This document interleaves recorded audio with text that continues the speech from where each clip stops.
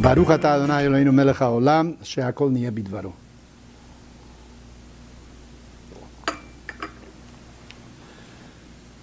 In the very beginning, and we have mentioned this many a time, after the first woman ate of the fruit of the forbidden tree, God told her that she was going to give birth with pain. They're going to be birth pangs. Was that a curse? Well, the Torah says that God said to the woman, not that he cursed her. Apparently, pain is not necessarily something bad.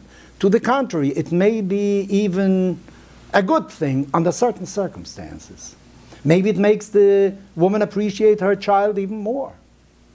There is a new book by Malcolm Gladwell, who wrote The Outliers and many of the Breaking Point, many other books, David and Goliath. And he says that the Davids, the little people, can many a time do more than giants. People who have a problem with bipolarity, maybe, sometimes because they have to overcome certain shortcomings, they actually grow more emotionally, intellectually, and are able to solve many more problems than other people in this world.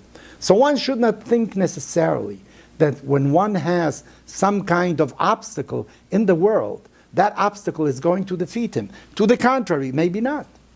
I recently read something written by another rabbi who said Abraham had many obstacles in his life.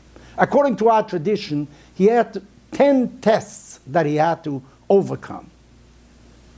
To begin with, he was born in an idolater's home. He destroyed all the idols according to our tradition, according to the Midrash. He had very difficult time in becoming a father, his wife in becoming a mother. They did that when he was 100 and she was 90. God told him to leave his home and he left. And maybe the biggest test of them all, when God told him that he had to offer this only son as a sacrifice. Fortunately, the end of the story is different. An animal was offered as a sacrifice, but it was an important lesson for humanity. God does not want human sacrifices. But on the other hand, think of Abraham. What he must have gone through on that day. Think of Isaac. Those were very difficult days they had to go through in order to grow emotionally. This rabbi says the following. How old was Abraham when Isaac was about to be sacrificed? He was 130, something like that. He lived to be 175. What did he do the last 30, 40 years of his life? According to the Torah, after his wife Sarah died, she died when, the same time when Isaac was going to be offered as a sacrifice, he married again and was the father of 6 children, 1, 2, 3, 4, 5, 6.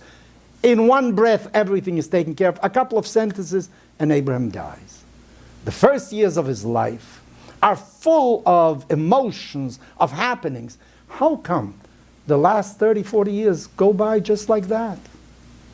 Well, he says, this rabbi says, maybe Abraham had no longer any challenges in his life. He had no problems that he had to solve. There was nothing that he had to overcome. Then one begins to maybe vegetate a little. So don't think of problems and of obstacles in your life as difficulties, that life is very hard. To the contrary, think of them as opportunities in order to grow, in order to become a better human being, in order to learn more. You know the name Warren Buffett. He was asked by a reporter one time, when are you going to retire, Mr. Buffett? He thought for a moment, he said, 10 years. In 10 years you're going to retire? No, 10 years after I die. Because life means solving problems. Life means doing things.